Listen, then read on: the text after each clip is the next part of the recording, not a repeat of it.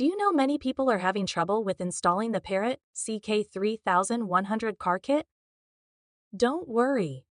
In this video, we'll show you how you do this. Let's start. Step 1. Prepare car. Disconnect the car battery for safety. Locate the ISO connector of your car radio if it has one. Step 2. Connect cables. Connect the power and mute cables to the car's audio and power harnesses and the corresponding connectors on the car radio. Step 3. Install a CU. Place the ECU in a safe location away from heat sources and secure it to prevent movement.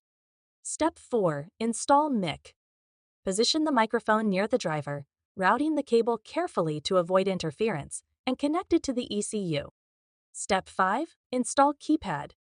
Mount the keypad on a flat, easily accessible surface and connect it to the mute cable connector. Step 6. Test system. Reconnect the car battery, power up the Parrot CK3100, and pair your phone via Bluetooth. Now you should be able to install your Parrot CK3100 Car Kit with ease. Still need help? Visit our website for the complete manual. There you will also find questions and answers from other Parrot users.